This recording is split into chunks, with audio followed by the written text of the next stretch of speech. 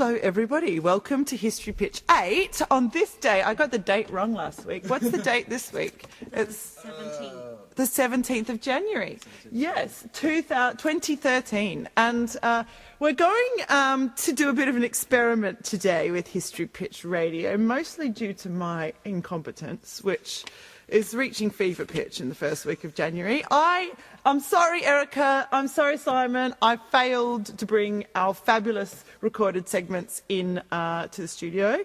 So you're going to just have to kind of wait till next week to hear from Erica and Simon. But we have a fully live show ahead of us. Woohoo! Fully live. What do we have coming up? It's kind of exciting. We have Josie here, who's going to be doing a lucky person. I'm not sure she knows who that is yet, but that's what Wikipedia's for.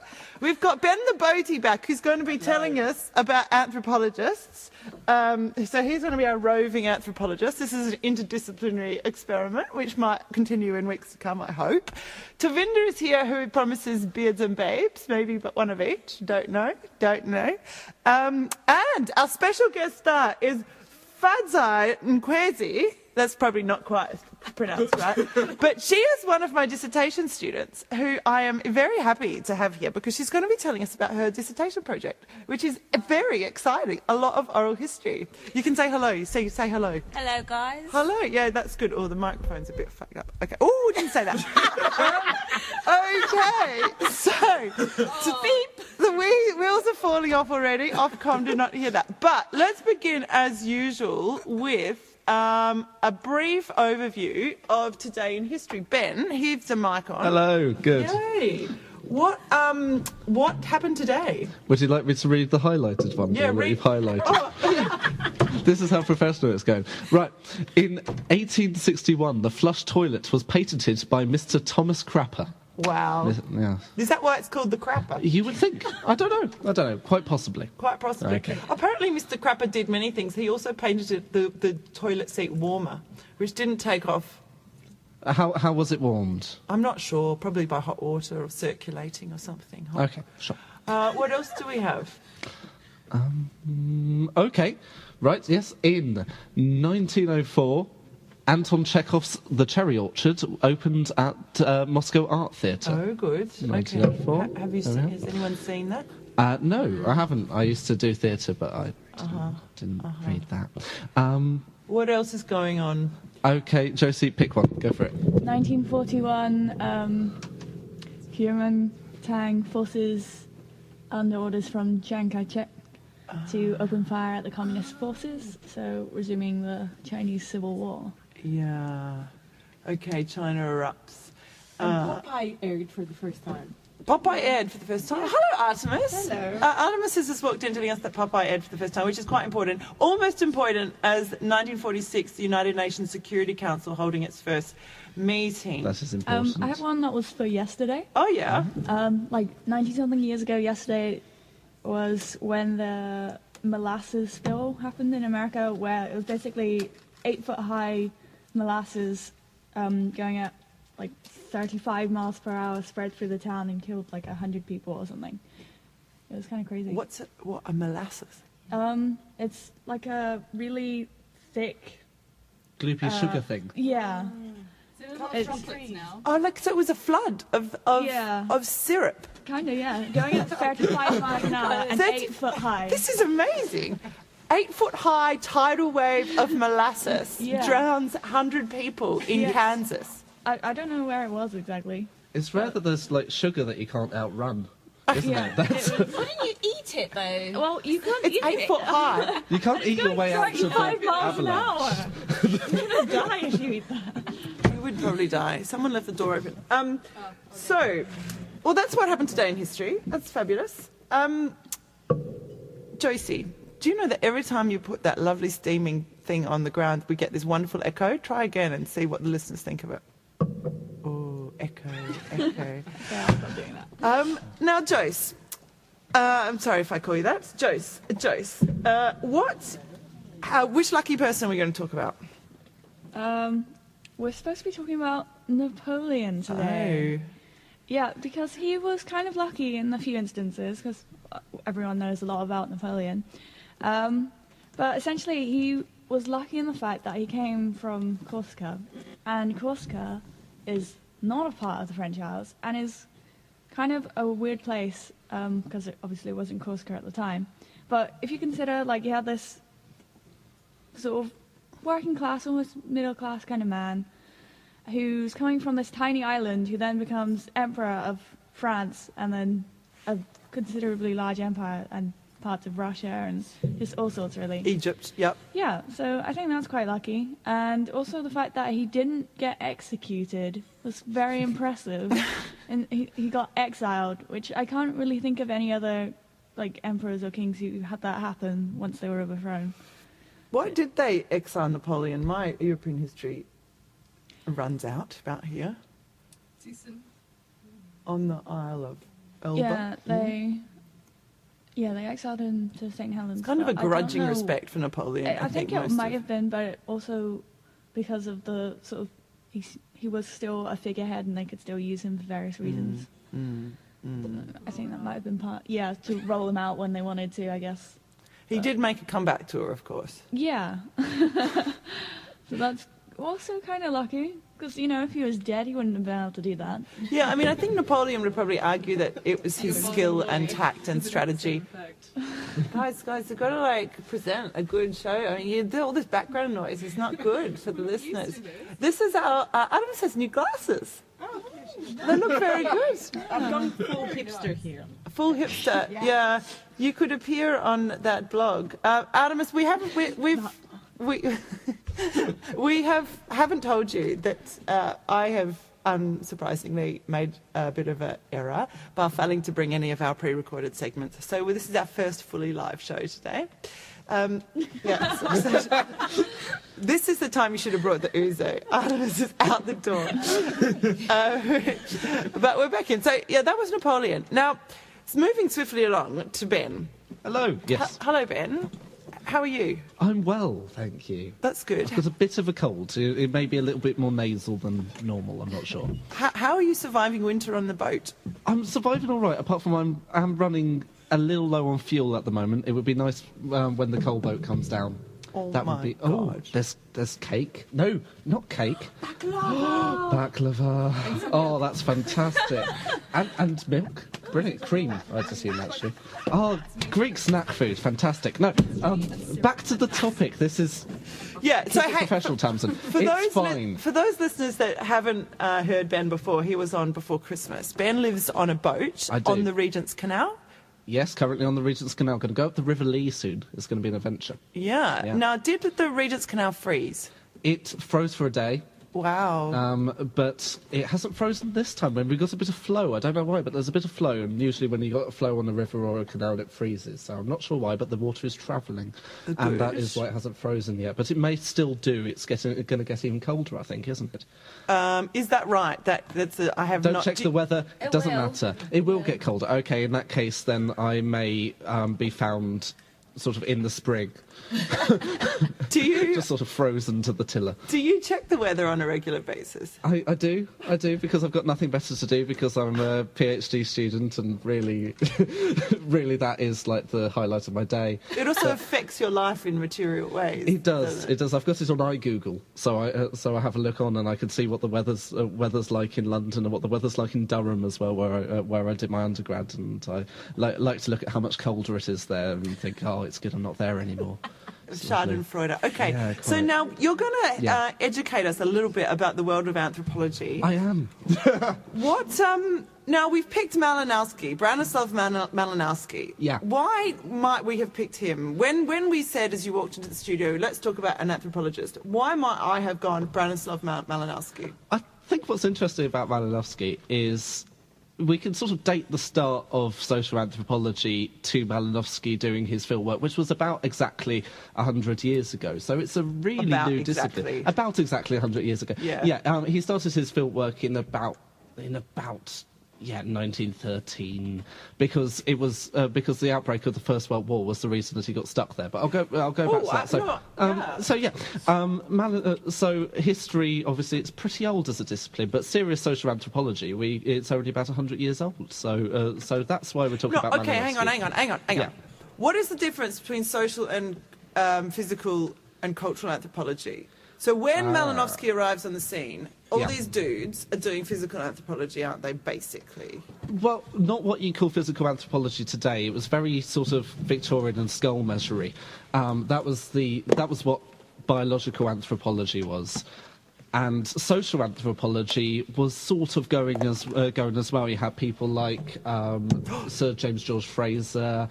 What about that other dude, Radcliffe Brown? Tyler, Radcliffe Brown, as well as around the same time as Malinowski. Actually, you had all of these early guys who had a very evolutionist Victorian way of thinking about social science. When so you say you have to not assume knowledge here, okay. Evolutionist Victorian way. Okay, so thinking that when we were looking at tribal societies, and as they called them back then, and they were going off to exotic places like Indonesia and Africa, when they were looking at these societies, they were thinking that this is what we Victorians, the height of thought and culture had evolved from. So they assumed that we were looking at primitive people who are literally stuck in the past. So they were, and the way that they were collecting their data was pretty poor as well. So they were waiting for missionaries to go off and try and convert these people, then reading their notes as they came back. And sorry, I'm being distracted by the fact that somebody's trying to open a bottle of milk.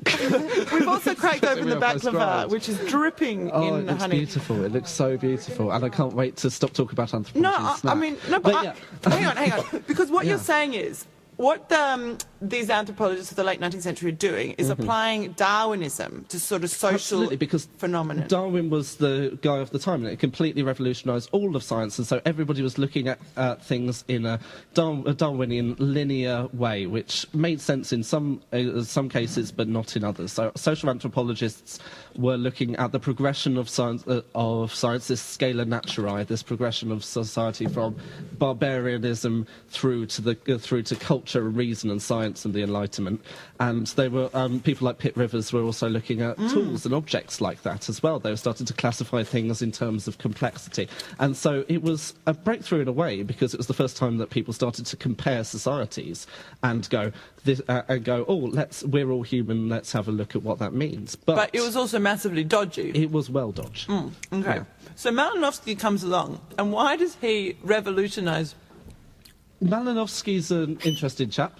He is originally going off to do a bit of anthropology like these early guys are doing, where you would go and pop somewhere for a year or two, not even for a year or two, pop somewhere and make a note of description of people's rituals and what they do. He was there as a sort of a low grade civil servant, I think, and he was going to do a little bit of writing down whilst he was there about the people in the Trobriand Islands. This is actually not true. Let me tell you what actually happens with Malinowski. Sure. So, and then in 1914, there's this thing called the British Association for the Advancement of Science, and they all go in the summer of 1914 on a boat to Australia. There's about 500 of them. They get off the boat. They get off the boat. Excuse me for the eating. This is a tidal weight of molasses. Anyway, they get off the boat. Sorry. And war breaks out. Yeah. Right.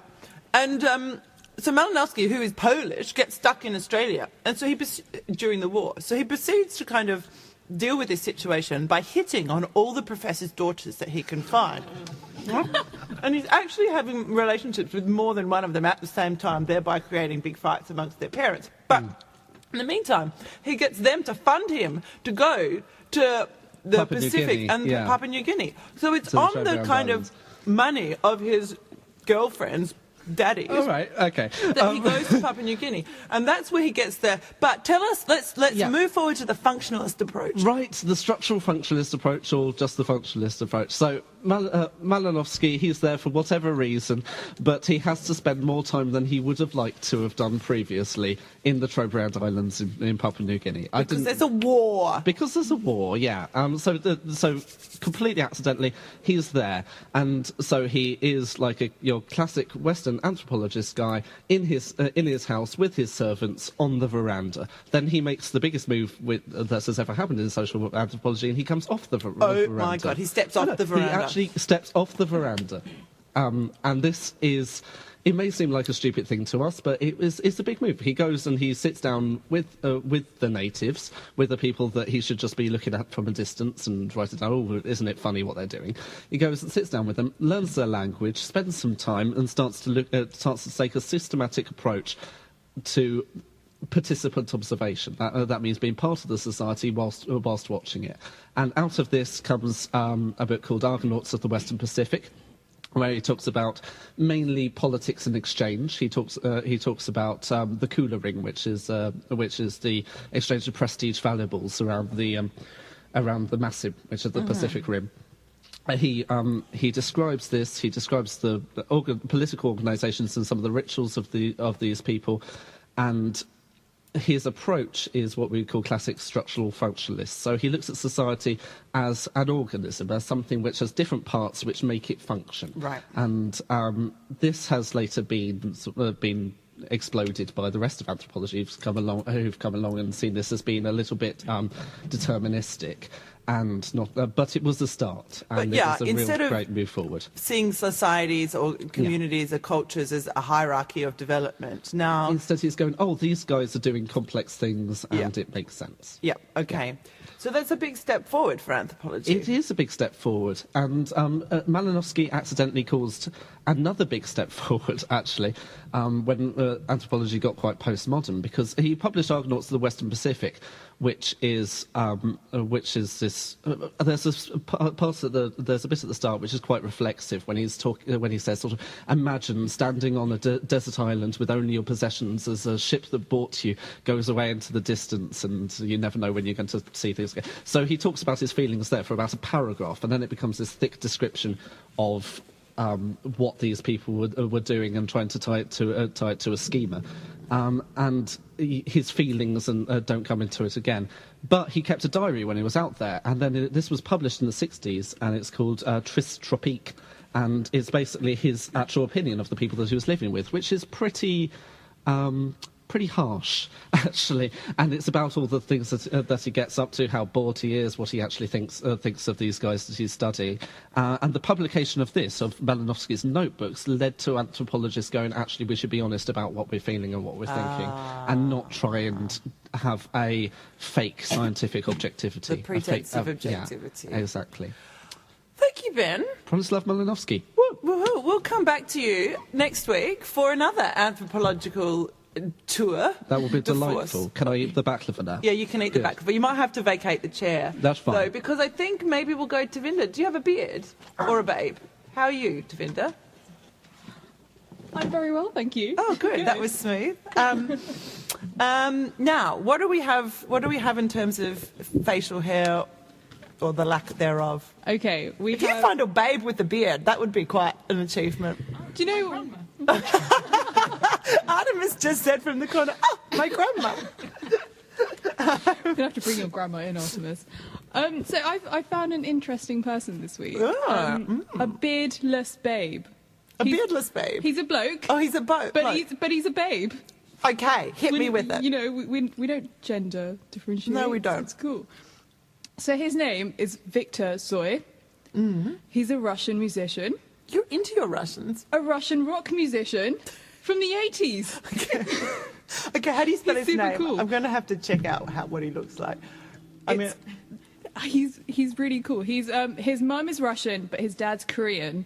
He's a Korean engineer. Okay. Who ends up living in Kazakhstan and then the Soviet Union. Okay. So they're a proper, traditional... Is this K-pop? No! He's Viktor Tsoi from Kino. K-pop? What are we, Psy here? No. That was me just pretending to know things about popular culture. Okay, so why is he cool? Is he very, very attractive? He is. You're gonna have to check him out. Google him. Victor. Anyway, and Victor, S-O-I? T-S-O-I. T-S-O-I. Yeah. Go on, first reactions, Tamson. Well, let's get some images. Oh, that's not... Wait. Did everyone Google that at home? Viktor Tsoi, S-T-O-I-A. Here are the images here. Okay. He's a pretty man. Yeah. Pretty. Very pretty man. See, no beard would look good on him. Bruce Lee. No beard would look good. Yeah. Looks like Bruce Lee. James. Yeah, he's very sultry in some of these pictures. Oh, look at that. Well, he has no old pictures because he died when he was 28. Yeah. So tell us about Heath him. Ledger there, just that one. Yeah, A little bit. the black and white one. Josie just said James Franco. So, okay, we've got... tell us a bit Ben about him. disagrees. So he started off from a very ordinary background, living in Leningrad, which is now St. Petersburg, and his family sent him to school to learn music, but he wasn't, into traditional music. He was into rock, and he was a huge part of the underground rock scene in Leningrad. At the time, the authorities were very much just mindless pop, but his music was hugely politically motivated. And what was its message? Its message was, we want change. There's a song called We Want Change.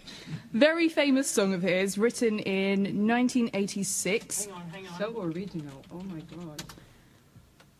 Yeah, okay, keep us chatting. And so firstly, his music doesn't get much recognition because the authorities are kind of, trying to downplay them. Quite a lot of their songs gets banned. They're not allowed from... they're banned from playing live in quite a few places. They're very controversial. But then Gorbachev comes along, and 1985, it's all, Glasnost and Perestroika, and he gets a chance to get his music out there and gets recognition and fame. But he's a very grounded person. He still keeps his old job in a boiler room in an apartment. And he's really cool. He's like, I'm not doing this for the money. They're not getting much money because most of their music is distributed for free. Oh, right. And he's really cool in that way. So what happens to him? Why does he die at age 28? Well, he's they're going through all the changes in Russia, and it's all looking up for Kino, and it's all looking good. But then he dies in a car crash. Oh, no. It's very tragic. Dies in 1990, a year before the collapse of the Soviet Union. Oh, a year before the changes he wanted actually come in place. So it's very sad. But he's still, he's still very popular in Russia today. Still revered amongst the youth. And in December 2011, Russian protests were happening. Guess whose music was being played? Really? Victor Tsoi's. We Want Change. We Want Change. That exact song. I'm sorry we can't play that for you, ladies and gentlemen. It's part of the technological challenges. iPhone. Oh my gosh. Could okay. do. So how do you come across these people, Definda? Do you just How sort do I come of sit across on these Google people? Images and go, ooh, I like him? You'd think that, wouldn't you? I was actually introduced to him last year. You met him? In a In a seance? How? I had a seance in our Russia lecture. In your Russian lecture? Yeah, in our Russia lecture, we sat there and we did a seance and we invited his spirit to come and sing for us. No, This is not... let Anyone no, exactly. Victor Tsoy. He's likeable. So did Martin likable. Foley wheel him out? No, it was a lecturer that's not here anymore. Elizabeth. She was lovely. Elizabeth, if you're listening by any chance, you were lovely. You have inspired this You have- History Pitch segment. You have totally Elizabeth? inspired us. Videos, okay. All right. We're going to see if we can play some Victor Choi for you. Victor Tsoy, Oh, I'm Tamson. so sorry. I'm so So sorry. offended getting my hero wrong. This is We Want Change.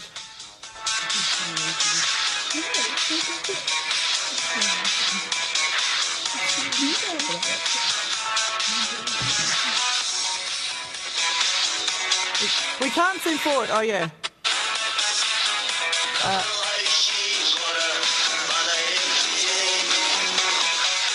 Okay, that's quite bad.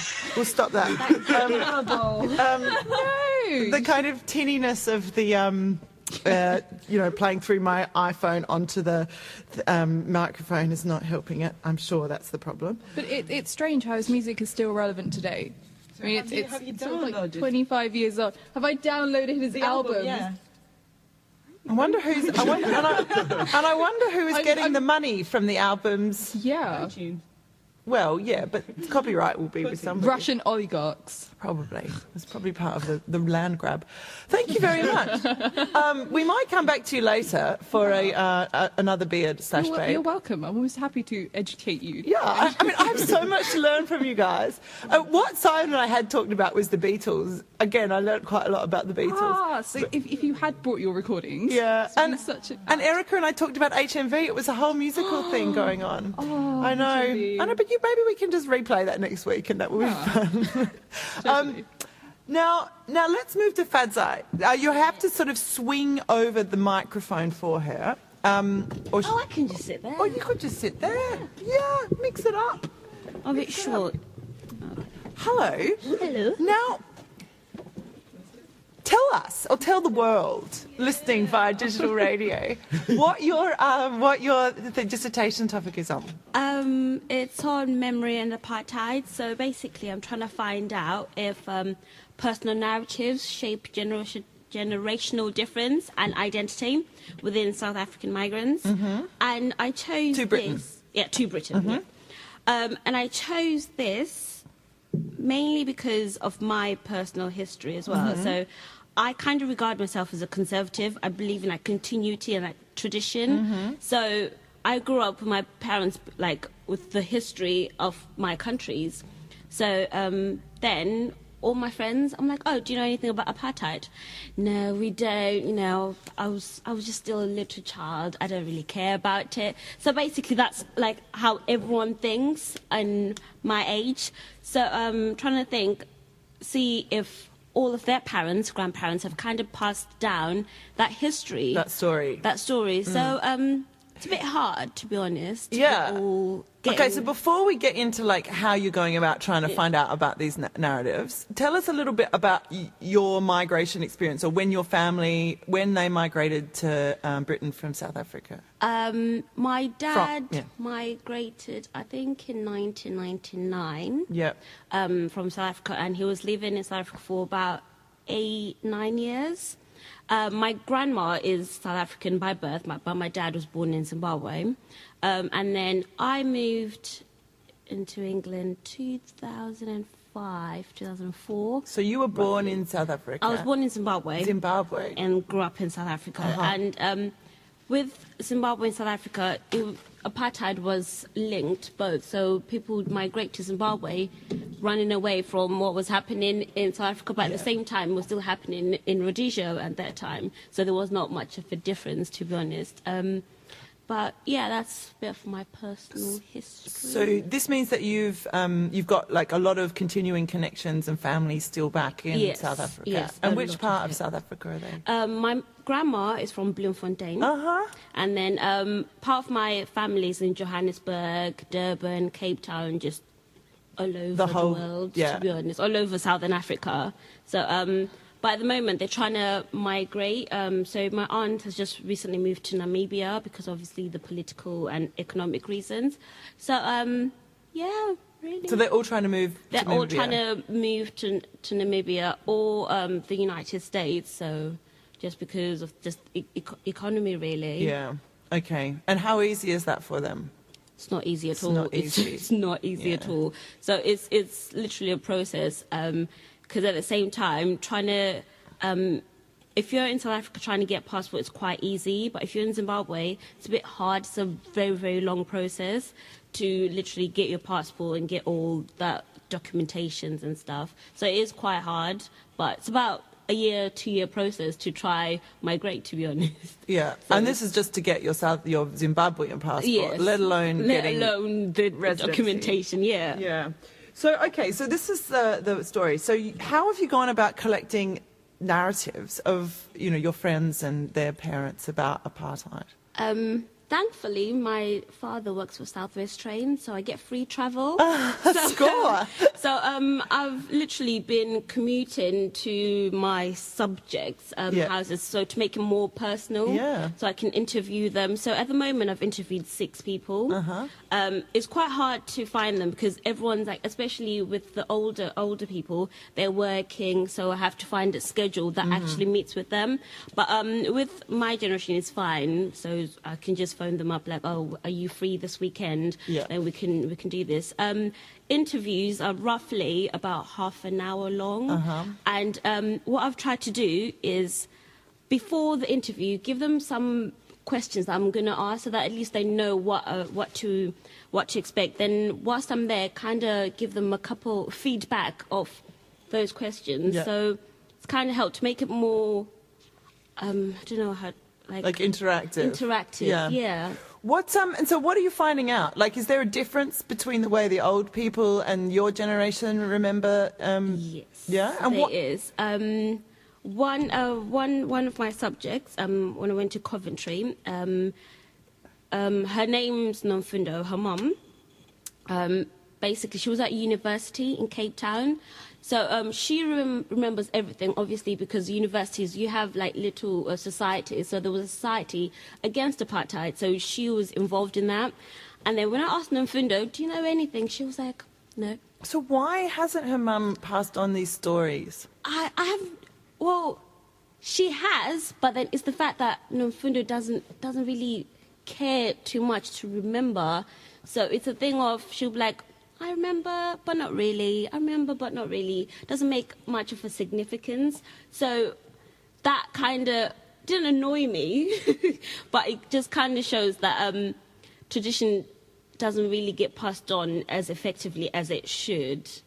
So, yeah, that's about it, really. Yeah, I mean, it may be useful to ask why people remember and why they forget. Yeah. Like, what job is that doing memory and forgetting? And Yeah. what are they remembering, right? It's also constructed. Because with the truth reconciliation process, they wanted to So this was just for our listeners, all two of them. The TRC was a sort of commission that was established in the wake of the end of apartheid, where people came from both the black and the white and the coloured communities and told stories about the past. And if you told these stories honestly and truthfully, you were not charged with the crimes that you may have committed. So it's a very traumatic process. Yeah, it was very traumatic. So the book is available. Brunel Library has it. Oh, woohoo, Brunel. It's a really, really long thing. So, and section 7 is literally on the personal narratives on what actually happened and how the people were affected. So, in essence, the TRC wanted to just say what happened in apartheid and kind of move on to the future. So, they wanted to keep the history of, okay, this is what we went through and this is how we're going to move on from this. But at the end of the day, everyone keeps on forgetting. So it's just like, okay, the TRC happened, so let's move on. Nothing ever happens. So it's upsetting, but at the end of the day, it's now the future. We just have to move on, but at least remember where we came from. So that's what I'm trying to find. That's my thesis, as in we need to remember our history. So your thesis is a study in remembering and forgetting, really. Yes. Just a final question before we move on to the next segment. How have you asked your subjects about particular incidents? So things like Sharpeville and big sort of moments in the anti-apartheid struggle. Most of my subjects weren't actually there, but then the media, it was all to do with the media and how the media portrayed Sharpeville. So media was censored at that time. So they did portray it, but it was just kind of buffed up a little bit to be like, okay, this is how many people that actually died or were injured. So media actually helped within key events for people to actually know. So the radios, people would gather up in their little houses to hear what's actually happening in Johannesburg or in Cape Town. When I was talking to one of my friends back in South Africa, and he was trying to help me out, and he was like, most of the people in the rural areas didn't receive much about apartheid, because obviously apartheid was like, okay, we need to separate the blacks and take them to the rural areas and not have them migrate to the townships. So rural areas, apartheid never really happened because they weren't within that proximity to actually know what Well, was happening. it happens. I mean, there was lots of Yeah. structural kinds of segregation, and blacks had restricted access to education and with mobility, passports and everything. exactly. But it wasn't, I guess, in the same ways that you manifest in the cities. Yes.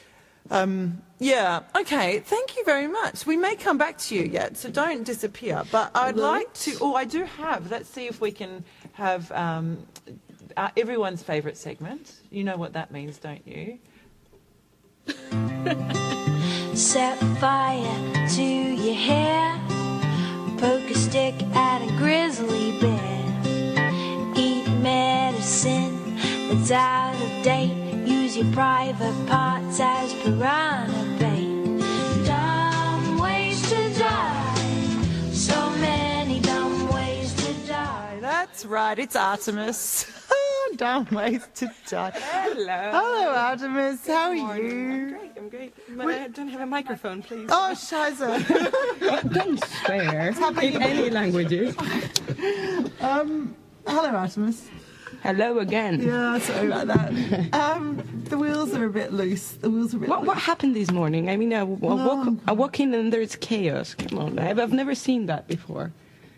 I know. Normally what we're a happened this smooth morning? run ship, aren't we? It was my fault. Oh, Unsurprising. No, it's okay. Yeah, thank you. So kind, so kind. Don't do it again. I'll try not to. I'll you. try not to.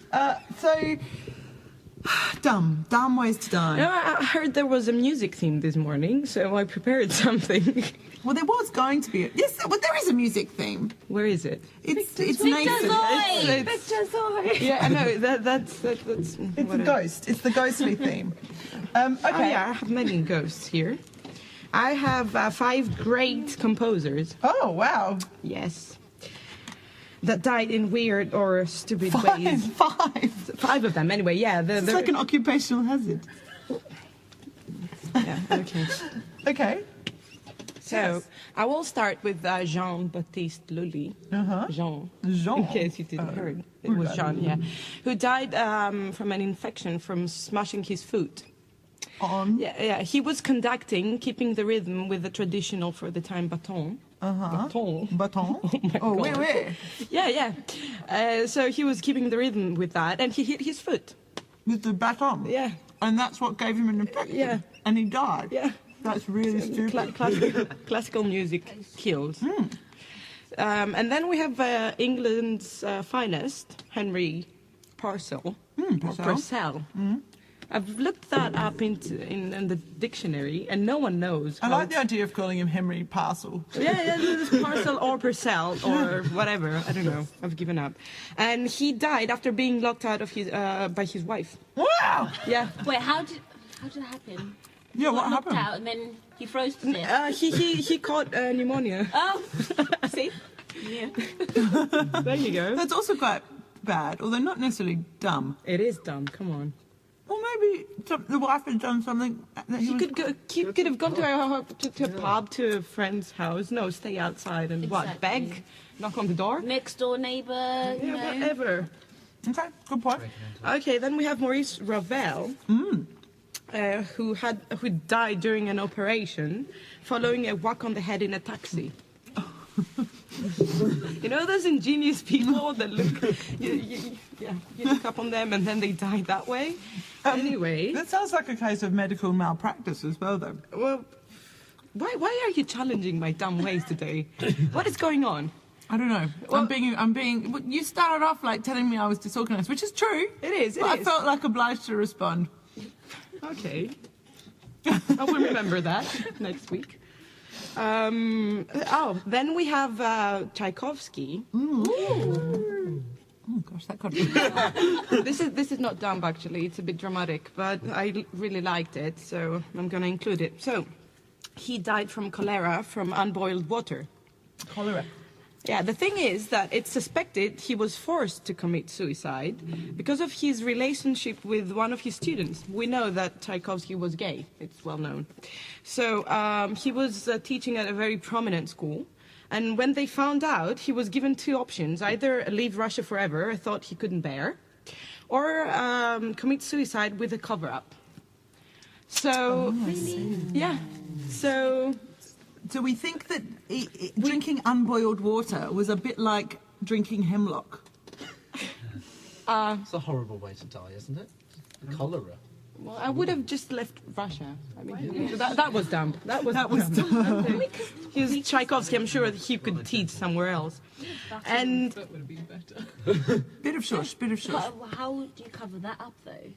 You know, it was cholera, an infection. I mean, fine. it was an accident. Oh yeah, the infection. Anyway, so I think you bike, Tamson, don't you? I do bike. Okay, so for the end, I have left another French one whose name I'm gonna pronounce really greatly. Chanson, baby. Chanson. Chanson, yeah, Ernest. So he died riding his bike into a wall. Well, Look out for those, you know, huge white, mainly white, or in England brown things mission called walls. brown. Don't ride into them. He died instantly. Really? Yeah. He must have been going quite fast. I don't know. Oh, he was going downhill. oh, that makes sense. No, it doesn't make sense. Why does that make sense now? Maybe he couldn't stop. It's harder for him to stop. Well, he could have, I don't know, any off? other... Yeah, whatever. Then he would Break. break a couple of ankles. And... No, he died. That's bad. That's Yep. bad. Okay, that's well done, you. Thank you. Yeah, and thank you again for the baklava, which has just gone up on our website. As well as Fatai and Josie looking fascinated at you. That's how fascinating radio is. Fascinating. That's pretty... Oh, okay, hello. That's just me now. Sorry. Anna's is taking over. Now, Jagvir, how are you? I'm fine. Do you have something for us?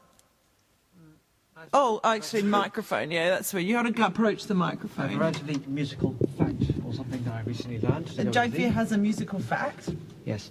Now tell me, how much do you know about dancing from the post-Napoleonic age? Absolutely zero. Yeah, then you're pretty much like me. Though you would have heard of the word waltz. Yes. Yes, invented in Vienna because in the Napoleonic Wars this was the worst time for the Austrians. As they lost their empire, they were beaten by the French, of all people. It's turning into a French thing. Yeah. And such, they usually turn to music to get them from being depressed. And also a revolutionary thing with the waltz is that, whereas before you'd have people dancing rather weirdly now in comparison, people wouldn't change partners and they'd be a lot closer than they would be before. And also, with the cut of dresses, let's just say the men would have quite a happy view.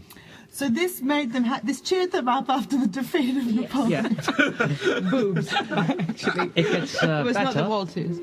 It was the jiggling. At the end of the Napoleonic War, they had this thing called the Congress of Vienna, which is where they decided how to redraw the lines of Europe. The Emperor of the Austrian Empire brought together his relatives for the peace talk, and then, to stop them all arguing, gave them this one day of dancing together with the waltz, and then they all took it back home. I believe later on a poet or someone said, how many children must owe their lives to this person who invented the waltz? But their parents became so happy that they had them. 5 months later. Yeah. Okay, that's good. Well done, you. Well done. That was not a cynical Jagvir moment. Well done. Yes, I think I must be suffering from negative effects of last Maybe night. you've been waltzing. Or maybe Josie's been talking to me. I've got such a happy demeanour all the time. Thanks, everyone. Yeah, who says that? I thought I'd be bitter next week. Very good. Okay, so Devinder, you promised us an additional beard/babe. What is it going to be? It's a proper babe. A proper babe. Proper babe. Wait, firstly, Ben's just told us he waltzes. Yeah, Ben is a professional dancer. Ben waltzes. Really? I'm not a professional dancer. Oh, he says University of London dance sport team. Yeah. Okay. Shout out to No, you, dance sport. come here. I have very strong opinions about what is a sport and what's not a sport. Dance sport Should we is a talk sport. about that instead? That's- You know, the babe can wait till next I will week. defend this. Okay. No, I'm not saying dance is not a sport. It's a sport. But I'm going to name for you a series of so-called sports. I'm Go going to on, play a go for waltz. Oh, very good. Here's our background music. So, chess. Sport or not a sport? No. Not a sport. Why not? It doesn't involve physical. board action. game. Exactly. Game. It's a boring board game. Yeah. It's a board game. Maths people. Discus, sport or not a sport? Sport. Why? Because you need to got to throw exercise. things. You need to, Exactly. yes. You need Throwing, to jumping, muscle up. climbing, any of those things that Okay. involve that's a sport. Here's another one then. Boxing, sport or not a sport? It's a sport. Sport. You have to train. You have to be in a great physical condition. Synchronized swimming, sport or not a sport? Sport. Sports. Art. Why? Glorious sport. Performance. No, it's art. That chlorine will hurt your eyes. You have to be physically trained for the... Okay, the eyes, the smile, the smile.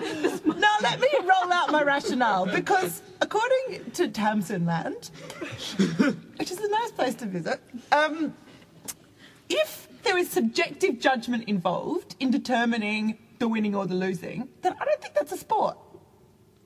That's like some endeavour. If there's like people standing there holding up cards, 10, 9, boxing fine because you punch them and they like knock Are out. gymnastics not sports? Not a sport. What about chess boxing? Chess boxing.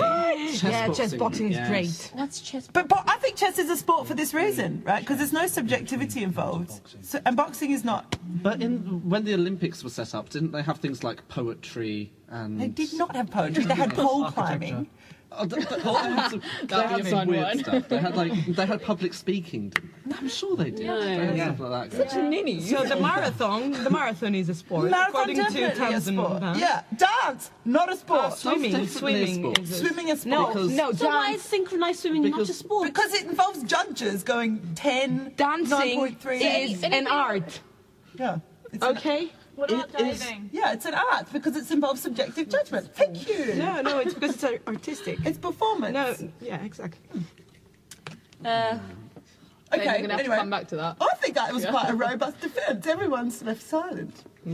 Stunned. You're the professor here. What do you want us to do? I mean, I want to challenge you that Well, much. you've already taken me down There's twice a lot today, of- Alamus. It's not your problem. There's a lot of games, things like chess and bridge. I don't know which which don't involve subjective judgment, but you wouldn't call them a sport. I'm not sure if you would call them a sport. Things like dance and synchronized swimming, even though it's got a subjective component, it's also physical movement in a way to produce in a way where you can be better than somebody else at it. But the judgment is not an arbitrary one. It's a subjective judgment about what means that someone's better or not better. What about dance competitions where you win if you're the last one standing after like a dance marathon? Yeah, okay, if it's through Or sheer musical exhaustion, chairs. like the kiss-offs. Kiss-offs, that's definitely a sport. Really? Right. Yeah, because it's no one like judging you. It's just who can like keep going the longest. Who can do Who has circular the most breathing. stamina? I suppose so. I think your subjectivity thing's got something going for it. But was it fair that at Durham, the Bridge Society got to be part of Team Durham and wear Team Durham hoodies, whereas the Dance Sports Society that consistently went to international competitions and brought back loads of silverware didn't? Is that fair? I don't think it's fair. Bridge, come on. That's just about. They are endorsing my criteria. It's just about whether you get to wear the Snobs. blazer or not. Absolute snobs. Yeah. Okay. Did you win, by the way? Have you won?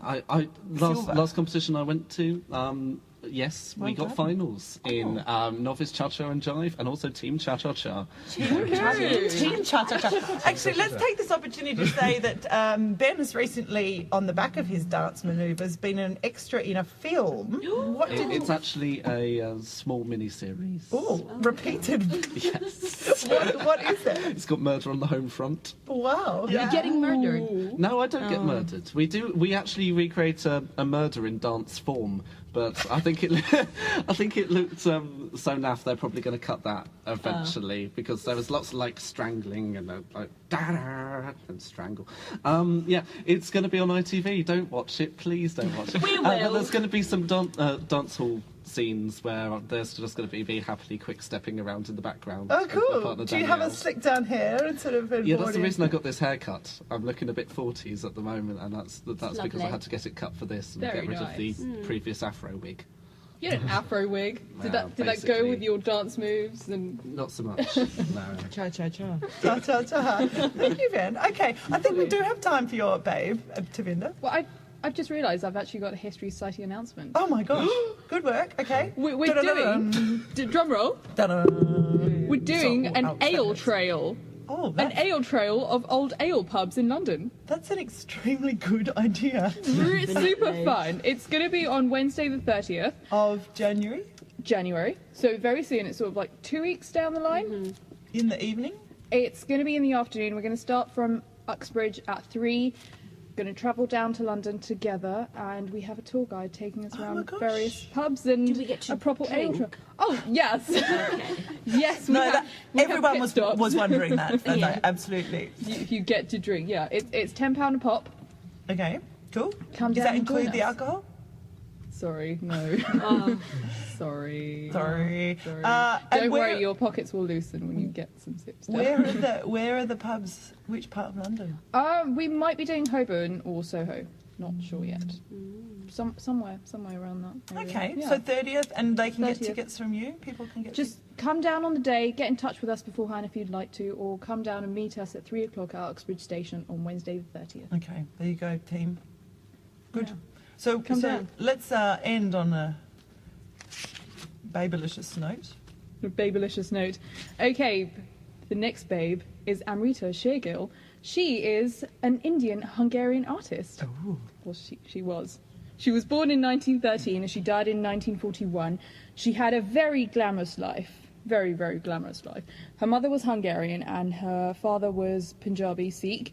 And he... Interesting combo. Very interesting. How did they was, meet, He was I a wonder? Persian and Sanskrit scholar. And they met in Hungary. Uh-huh. He was travelling around Europe and they met and they married and then they had kids. Okay. And they lived in Hungary for a couple of years, and then the father was very eager to get back to India, so the entire family moved to India, moved to Shimla actually, where all, you know, the Europeans were staying anyway, so their society wasn't much different to what it had been in Hungary. But anyway, Amrita was very eager to paint from a very young age.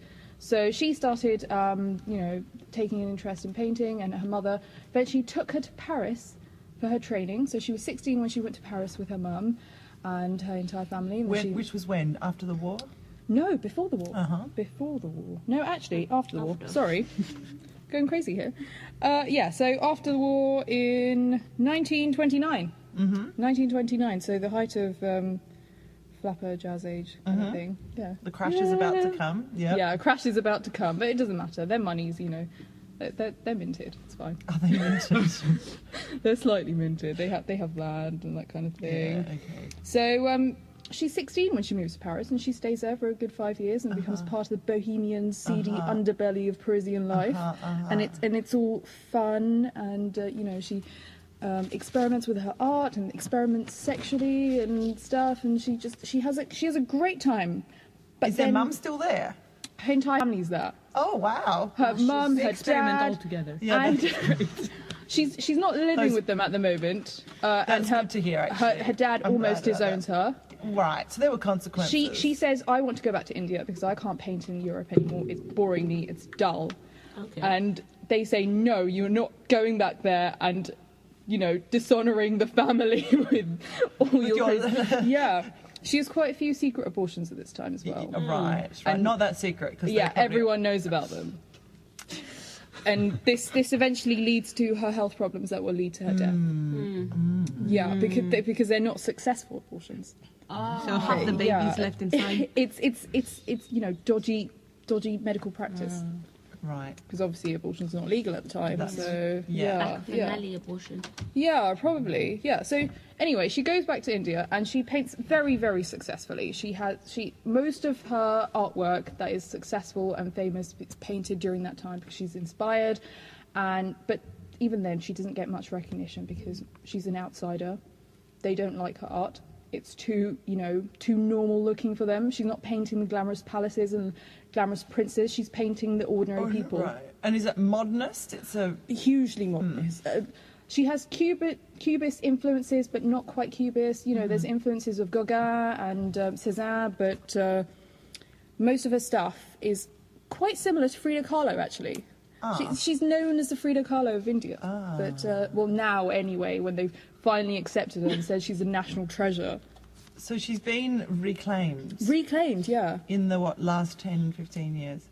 Sort of 70s. Right. Yeah. So when did she die? She died in 1941 at the age of 28. Oh, wow. Sad death, yeah. She had an on and off relationship with her Hungarian cousin for a really long time, Victor Egan, and eventually they got married in 1939, and then they moved to Lahore, which is now in Pakistan, and he was a doctor, he was practicing his medicine, she was painting. They had a great life for about a year and a half, and then she died. Wow. It's a very sad, tragic life, but there were some crazy stories of her visiting the Nawab of Hyderabad, and he was interested in buying some of her artwork, and he had a huge collection of art, and he said to her, "What do you think of my art?" And she said, "It's millions of rupees of junk." Oh. And he said, "Get out of my house." She didn't want his millions of rupees, no. Well, she wasn't financially successful during her lifetime at all. A bit like Van Gogh. Yeah. Yeah. But she had her daddy's money.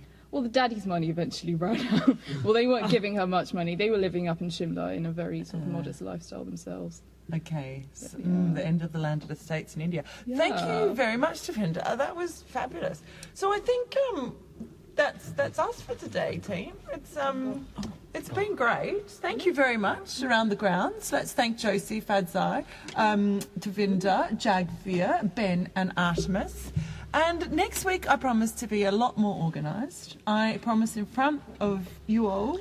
And What's the verdict about last week's problem? Right at the end. Okay, we've got 50 seconds. Artemis had a bit of a robust discussion with Rob, which is maybe why he doesn't want to talk to us anymore, about what's the difference between a fact and context, and whether context is a fact and whether context can be counted as facts in his 60 seconds worth of factoids. Now, I must say I side with Rob on this, Artemis, but I did put it out to the vote. I circulated your email to a number of people, and they all agreed with you. So it's unclear. This is so partial. I'm going to cry. I'm going to start crying physically now. What we'll do next week, is all of us together, we can read Artemis's case, because she wrote a full-on submission to the Court of Appeal, and we can decide, the jury can decide, okay? How about that? Will it be rejudged retroactively? No. Maybe we should give Rob another chance. Law is not retroactive. No, so on the basis of what you lot decide, that will be how we adjudicate. And on that note, team, it's goodbye from us.